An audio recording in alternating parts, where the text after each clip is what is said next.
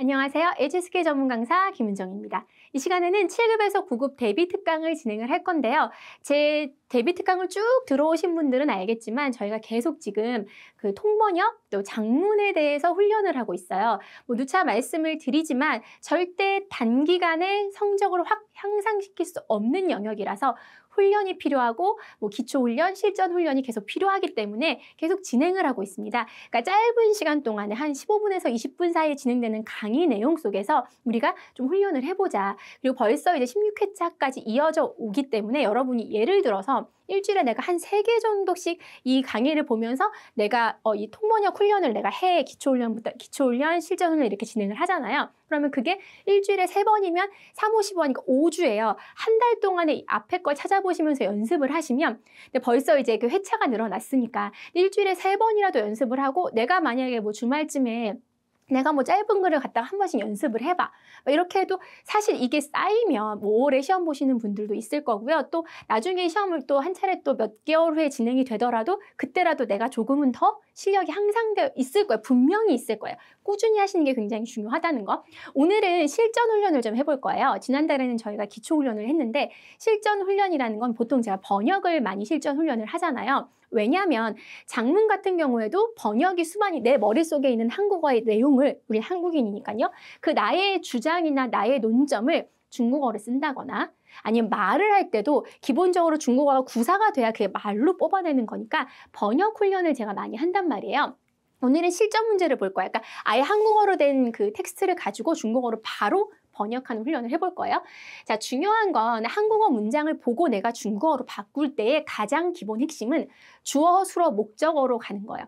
제가 이제 4급, 5급, 6급, 7급, 9급에서 이 HSK 전 급수를 강의를 할 때 공통적으로 제일 강조하는 게 주어, 수어, 목적어예요. 그러니까 문제의 풀이 유형이라던가 이런 거 강조할 수도 있겠지만 제가 아무래도 통번역을 전문적으로 했던 사람이어서 이 통역이랑 번역을 하고 중국어의 고급 문장을 구사를 하는 데 있어서 이 기둥이 너무 중요하고 특히나 중국어 여러분 이제 텍스트 보실 때요. 수로 목적어 앞에를 표시를 제가 그 대학원 다닐 때 교수님이 수로 목적어를 모든 어떤 텍스트인지를 막론하고 다 표시를 해서 그걸 쫙 정리해서 다 외워라. 그런 식으로 말씀을 많이 하셨어요. 그러니까 주어, 수로, 목적어는 굉장히 중요하고 이제 7급에서 9급까지 오신 분들 어느 정도 체계를 갖고 공부하신 분들은 수로, 목적어 따페이가 얼마나 중요한지 4급 독해 시험, 5급 독해 쓰기 시험, 6급 독해 쓰기 시험에 다 이 수로, 목적어 호응 관계로 의존해서 가야 되는 문제들이 되게 많잖아요. 이유가 있는 거예요. 그게 궁극적으로 중국어를 구사할 때 굉장히 중요한 패턴이기 때문에 주어, 수로, 목적어를 기둥 만들어야 되는 것. 고정 문형이라는 건 예를 들어서 우리가 정형화된 그 고정 문형들이 있잖아요. 그런 것들을 중국어는 몇 개 안 돼요. 사실 영어나 이런 것들을 타 언어들과 비교했을 때 불규칙성도 그렇게 많지도 않고요. 동사의 변화가 막 여러 가지고 막 그런 거 없잖아요. 그러니까 고정 문형을 이 정도 7급에서 9급까지 왔으면 이때까지 굉장히 많은 문장들을 봤을 건데 본인들이 체계화시켜서 고정 패턴을 안 만들어 놨을 뿐이지 그걸 직접적으로 공부를 많이 하시는 게 좀 필요하고요. 신조어나 고급 표현 분명히 나올 수 있어요. 이때까지 치러졌던 시험 몇 차례 안 되지만 모의고사까지 해서 신조어나 고급 표현을 일부러 넣는 거죠. 쫄지 않고 가능하면 그걸 쓸 수 있지만 못 쓰면 순화시켜서라도 쓰는 연습을 한번 해볼 거예요. 자, 가봅시다. 실전 문제요. 보세요. 이른바 월병세라는 거 중국의 이제 전통은 아니죠. 중국에 이제 해당되는 특수한 상황에 대한 얘기인데 이 부분에 대해서 내가 이제 중국어로 써야 돼. 그러니까 사람이 참 그게 문제예요. 단어만 꽂혀요. 월병세를 어떻게 얘기하지? 그게 얘기하는 게 아니라 구조를 봐야 된다는 거야. 여기서 오늘 배워야 될 구조들이 굉장히 많고요. 단어들이 막 생소할수록 사실은 구조가 조금 안 어려울 수 있다는 거 기억하시면서 차근차근 한 문장씩 한번 번역을 해볼게요. 이른바 월병세는 사람들 사이에서 불리는 비공식적인 표현이다.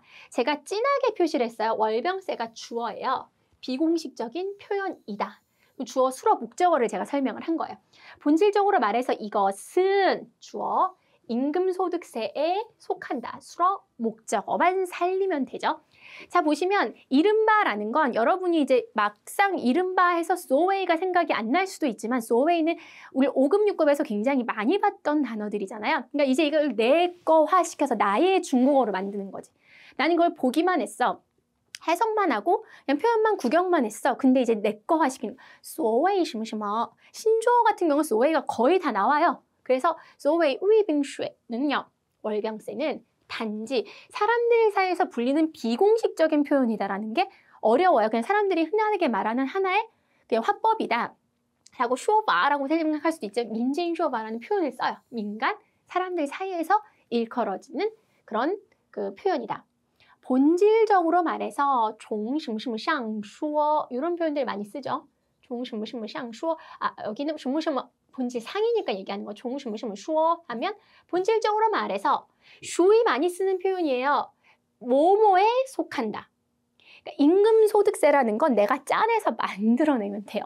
그러니까 이게 만약에 어휘에 대해서 코어폰이 분명히 되겠죠. 하지만 번역은요.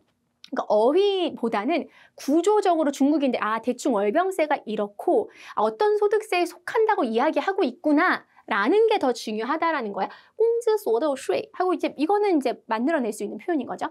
자, 천천히 볼게요. 개인소득세법의 규정에 근거하면 이런 거 많이 쓰죠. 어느 법률상 이 법률에 근거하면 그럼 이거 쭈什么什么规定 어떤 규정에 따르면 이런 거 다 독해로 봤던 표현들이에요. 우리가 익히 6급이나 이런 데서.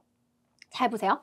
개인이 업무를 맡거나 고용이 되어서 받는 월급, 상여금, 이익배당금, 수당 등 제가 잘 보이실지 모르겠는데 월급이랑 여기 수당 등까지를 진하게 표시했어요. 그러니까 뭐뭐해서 받는 이게 주어인 거예요. 그러니까 월급이랑 상여금, 이익배당금, 수당 등은 굉장히 간단한 문장이에요. 모두 임금소득이다. 얘네는 시 모두 공즈 해놓고 소득 임금소득이에요 라고 가면 돼요. 단어에 연연하지 마시라니까요. 그리고 월급, 상여금, 이익배당금, 수당 중에서 아는 것만 쓰세요. 등등이 있잖아요. 우리 덩덩 쓰면 되잖아요. 볼게요. 자, 소득세법에 따르면 끄어런 해놓고 봐봐요. 개인이 업무를 맡거나 고용이 되었기 때문에 받는 거예요. 그럼 이제 인을 써요. 개인이 임직을 했거나 아니면 뭐 고용을 받았거나 아니면 예를 들어서 그냥 짤공스 공조라도 써도 돼요. 회사에서 일을 하게 됐을 때 진짜 돼서 뭐뭐 때문에 A 때문에 B 하다라는 표현이요. 써야 돼요.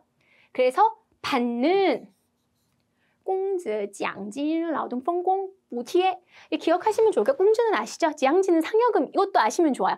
그러니까 펑 같은 경우는 이익 배당금은 펀홍이죠. 홍을 나누는 거예요. 근데 무티에는 좀 많이 보조금 할 때 많이 쓰거든요. 근데 여기서 두 개라도 살리면 덩덩, 都是 해놓고 공즈소득 기억하시면 되고요. 자, 또 주어수로 목적어의 개인의 소득 형식은 현금, 현물, 유가증권 등이 포함된다. 주어수로.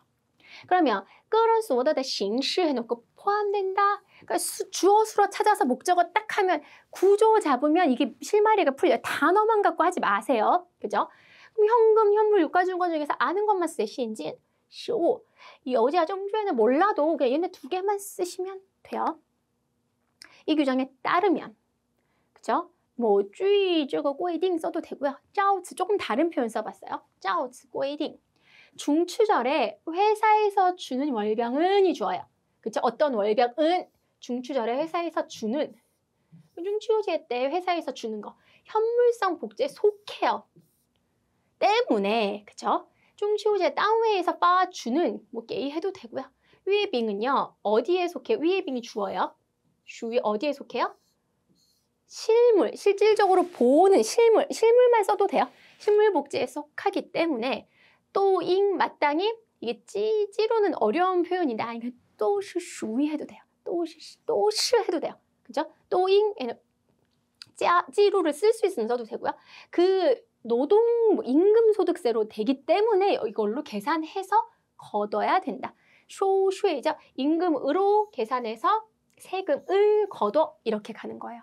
여러분이 이게 지금 문장 자체가 단어 자체의 부분이 어려운데 그 단어를 모두 다 이렇게 나열된 단어들은 한두 개 걸러도 되고요. 내가 뭐 지었어. 아, 중국인 이게 왜냐면 주관식이잖아요. 그러니까 정상 참작이 돼요. 아, 이게 구조를 잘 잡아. 얘가 뭐고 얘가 어디에 속하기 때문에 그래서 얘를 여기에 포함시킨대. 메시지가 다 살아있잖아요. 그럼 단어들이 조금 틀려도 아, 얘를 4개 중에서 2개만 썼네. 쓴 게 어디야? 근데 3개를 썼어. 근데 하나가 좀 표현이 이상해도 썼어. 그럼 그게 다 가산점, 코어폰 좀 덜 시켜서 이렇게 점수가 다 돼요. 포함이 된단 말이에요. 그거 기억을 하시면 좋을 것 같습니다. 자, 모범 답안. 이게 사실 처음에 봤을 때는 되게 억하고 좀 힘든 문장인 것 같아 보였잖아요.